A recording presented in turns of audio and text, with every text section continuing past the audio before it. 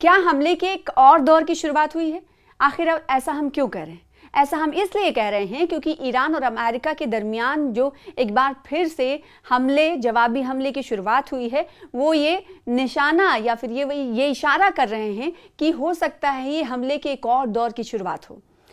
आदाब, इस्तकबाल है आपका। देख रहे हैं आप खुसूसी रिपोर्ट। मैं हूं आपके साथ सना वारिस। बहरीन जॉर्डन में अमेरिकी मिलिट्री ठिकानों पर हमला और साउथ लेबनान में इजरायली सेना का हमला और मिडिल ईस्ट में कशीदगी थमने का नाम नहीं ले रही। अमेरिका ने लगातार 13वीं रात भी ईरान के मिलिट्री ठिकानों पर हमले किए, जबकि स्ट्रेट ऑफ हॉर्मुज के पास धमाकों की आवाजें सुनाई गई। इसी बीच सदर डोनाल्ड ट्रंप ने साफ कहा कि ईरान अभी समझौते के लिए तैयार नहीं है और उसे ऐसी ही कार्रवाई की जरूरत है।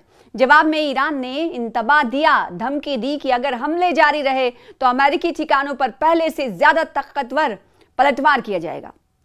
अमेरिकी सेना की सेंट्रल कमांड सेंटिकॉम ने भारतीय समय के मुताबिक सुबह 5 बजे बताया कि ईरान के मिलिट्री ठिकानों पर एक और दौर की कार्रवाई शुरू की गई।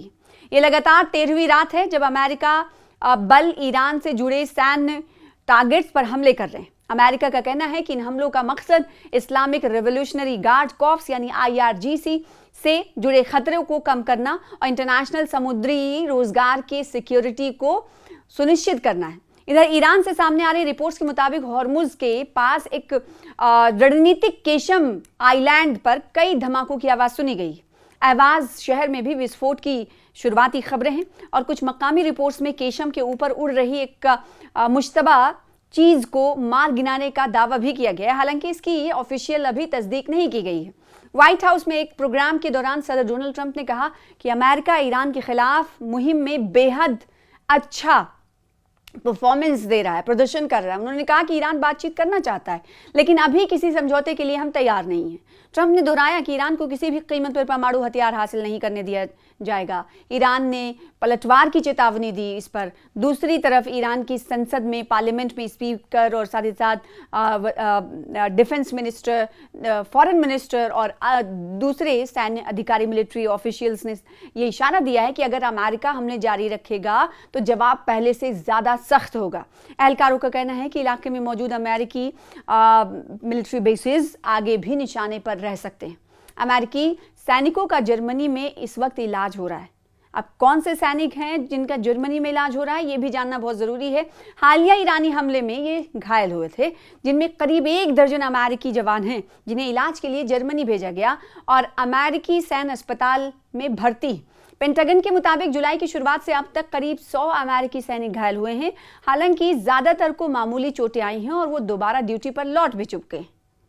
तो मौजूदा वक्त में ये कहा जा रहा है, या माना जा सकता है कि ईरान और अमेरिका के दरमियान जो इस वक्त हमले की शुरुआत हो रही है वो दरअसल दूसरे दौर के हमले की शुरुआत मानी जा सकती है। पहला दौर उस वक्त को कहा जा रहा है जब ऑपरेशन फ्यूरी के तहत दोनों ममालिक के दरमियान यानी ईरान अमेरिका के दरमियान हमले जारी थे। तब इजराइल की तरफ से हमले किए जा रहे थे, अमेरिका उसमें बीच में आया था और ऑपरेशन फ्यूरी को अंजाम दिया गया था। उसके बाद हमने देखा था कि ईरान ने अमेरिका को सबक सिखाने के लिए मिडिल ईस्ट में बने अमेरिका के जो अमेरिकी बेसिस थे, मिलिट्री बेसिस थे, उसे नुकसान पहुंचाना शुरू किया। ना सिर्फ मिलिट्री बेसिस को बल्कि जो सैनिक थे, जवान थे, उन्हें भी घायल करने की खबर है। जैसे कि अब से कुछ देर पहले हमने आपको बताया कि सैनिक जो घायल हुए थे उनका ब्रिटेन में इलाज चल रहा था और कई सैनिक ऐसे हैं जिनका इलाज जो पूरी तरीके से सेहतमंद होकर ड्यूटी भी ज्वाइन कर चुके हैं। तो ये माना जा रहा है कि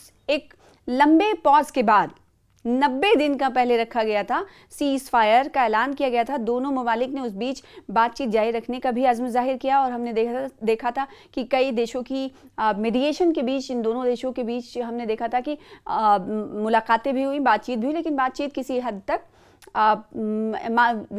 नतीजा खेज नहीं निकल पाई, जिसके बाद बातचीत कहीं ना कहीं बीच में ही धरी की धरी रह गई। या फिर यूं कहें, एक बार फिर से ईरान और अमेरिका की तरफ से कहा गया कि हम बातचीत की शुरुआत करेंगे। और अभी मौजूदा वक्त की बात करें तो मौजूदा वक्त में यही है कि अमेरिका ये कहना चाह रहा है कि ईरान बातचीत करने के लिए तैयार है, लेकिन हम तैयार नहीं। कभी कभी डोनाल्ड ट्रंप ऐसे बयान दे देते हैं जो उनके मकसद से हटते हुए दिखाई देते हैं, यानी अमेरिका क्या कहना चाह रहा है और ईरान से इस वक्त।